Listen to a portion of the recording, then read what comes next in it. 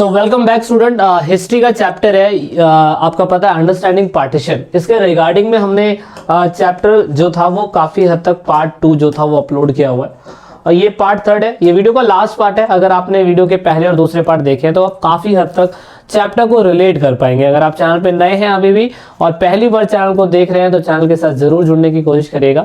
अगर आप दूसरे प्लेटफॉर्म को चलाते हैं इंस्टाग्राम, फेसबुक पेज और साथ में ट्विटर या टेलीग्राम, तो आप सभी लोग उनके साथ भी हमारे साथ जुड़ सकते हैं। इन दिस पार्ट हम ये देखने की कोशिश कर रहे थे कि जब पार्टीशन हो रहा था तो किस तरीके से ब्रेक डाउन हुआ था लॉ एंड ऑर्डर का, क्योंकि ड्यूरिंग दिस टाइम पीरियड ऐसा देखा गया कि अमृतसर डिस्ट्रिक्ट ऐसा डिस्ट्रिक्ट था जिसमें कम्युनल किलिंग बहुत ज्यादा हुई। मतलब हिंदुओं के बीच में और मुसलमानों के बीच में तो ऐसा देखने को मिला कि पूरी तरीके से लॉ एंड ऑर्डर पूरी तरीके से तहस नहस हो गया था। पार्टीशन अनप्लान्ड था, all we know that. But इस टाइम पीरियड पे जिस तरीके से टू नेशन थ्योरी प्रेजेंट करी गई थी तो उसके बाद हर व्यक्ति चाह रहा था कि अपने कास्ट के लोगों को, अपनी कौम के लोगों को बचाया जा सके। इस वजह से क्योंकि मुस्लिम बहुदल प्रांत जो थे जहाँ पे मुसलमानों की संख्या ज्यादा थी या हिंदुओं की संख्या ज्यादा थी, तो उसमें से अमृतसर एक ऐसा डिस्ट्रिक्ट था जहाँ पे पार्टीशन होना बहुत ज्यादा मुश्किल हो रहा था, क्योंकि बंगाल था जो बहुत ही हिस्से में पड़ जा रहा था, बहुत ही ईस्ट के हिस्से में पड़ जा रहा था। तो इसी वजह से जो ईस्ट का हिस्सा था वहां के लोगों का माइग्रेशन होना बहुत मुश्किल था वेस्ट के पाकिस्तान में। तो जो लोग वहीं बस सकते थे बंगाल में वो तो वहीं बस गए, लेकिन प्रॉब्लम थी सारी की सारी पंजाब की। तो अमृतसर और साथ में लाहौर डिस्ट्रिक्ट ऐसे डिस्ट्रिक्ट देखे गए जहां पर बहुत ही बड़ी मात्रा के अंदर लॉ एंड ऑर्डर की व्यवस्था बिल्कुल खराब हो गई।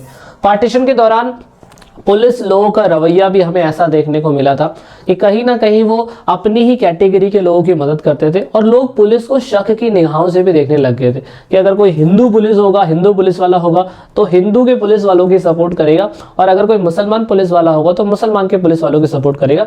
इससे लोगों का इन चीज़ों पर ही भरोसा उठ गया था।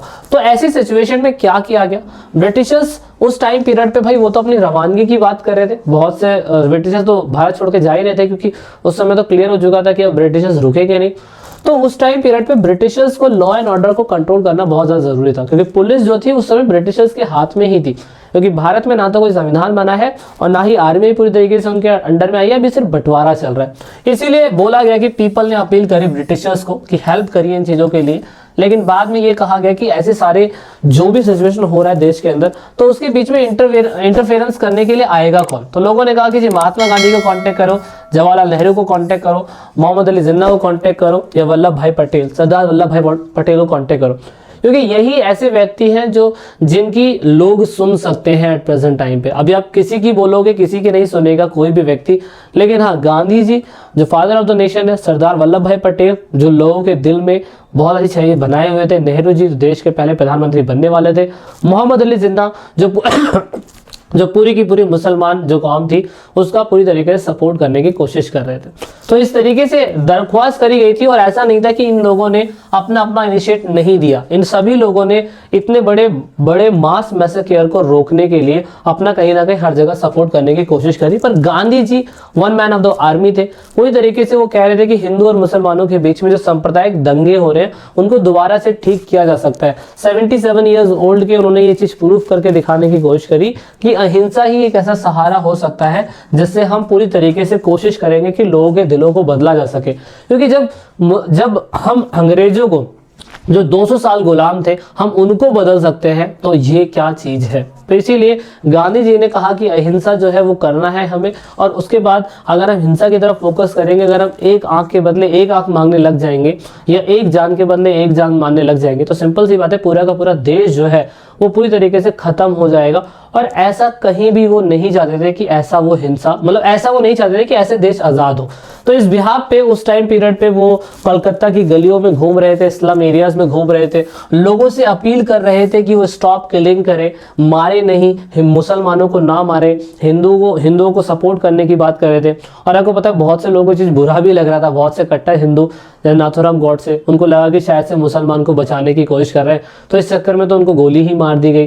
तो ये चीजें थी। अब इवन कोलकाता में नहीं, वो कोलकाता से बिहार भी आए, वो बिहार भी आए और वहां पे क्या कहते हैं, उन्होंने लोगों से अपील करी कि हमें हिंदुओं की रक्षा करनी है, हमें दूसरी कम्युनिटी के लोगों की रक्षा करनी है, तो ऐसे ही हम देश को बचा पाएंगे, अदरवाइज हम देश को नहीं बचा पाएंगे।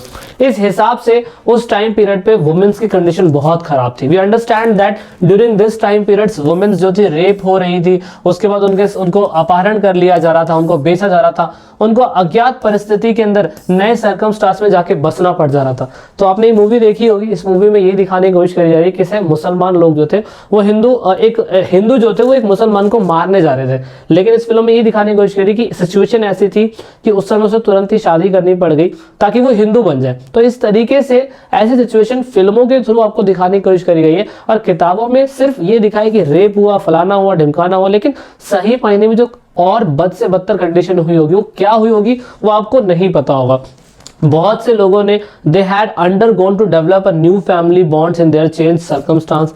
वुमेन्स को इसकी वजह से एक नए चेंज में बसना पड़ गया, मतलब जो उनकी सोच थी, जो उनका पैसा था, वो सब बदल के उनको नए सर्कमस्टांस में जाके बसना पड़ेगा, रहना पड़ेगा।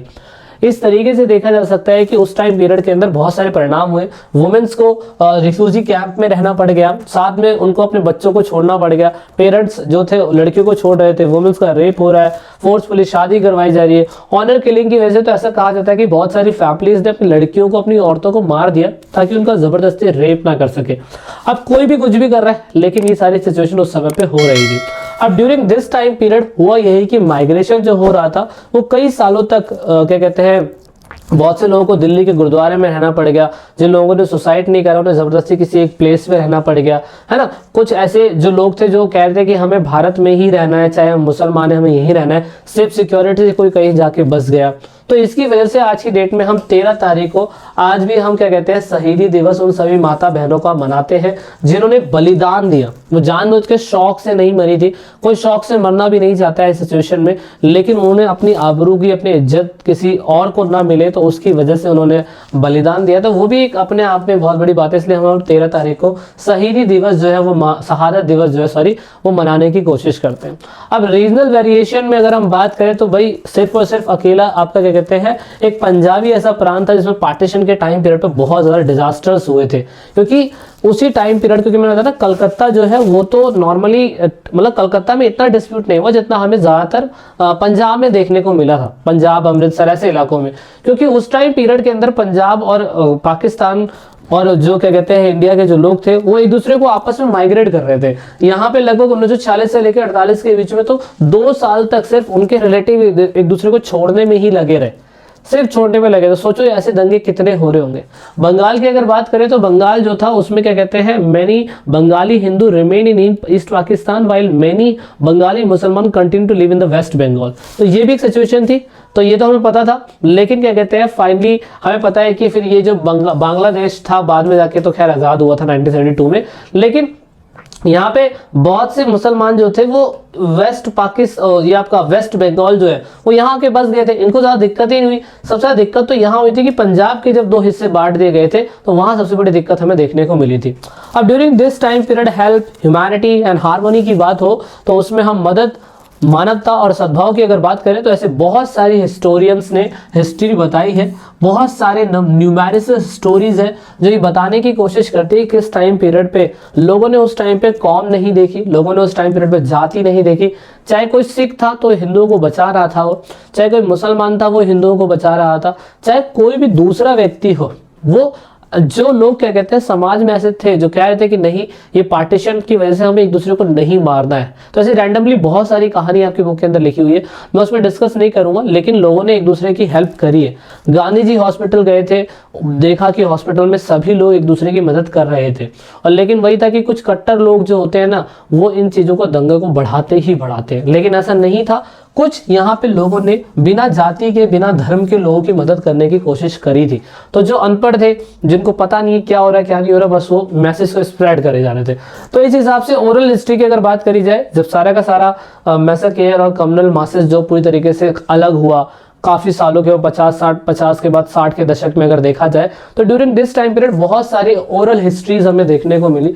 ऑफिशियल डॉक्यूमेंट्स को खंगाला गया, डॉक्यूमेंट्स को, ओरल हिस्ट्रीज को खंगाला गया ताकि इतिहास को दोबारा से दिखाया जा सके। तो ओरल हिस्ट्री हमें सिर्फ ये मदद करती है कि उस टाइम पीरियड पे क्या क्या दिक्कतें हुई थी, है ना। और ये सारी चीज़ें हम किन के थ्रू देख पाते हैं? फिल्मों के थ्रू देख पाते हैं, क्योंकि जो फिल्म बनाने वाला मेकर है वो या तो पुरानी जुड़ी हुई कोई किताबें पढ़ेगा, किसी ने कुछ लिखा है वो पढ़ेगा, या ओरली किसी के थ्रू सुनी गई थी वो पढ़ेगा, है।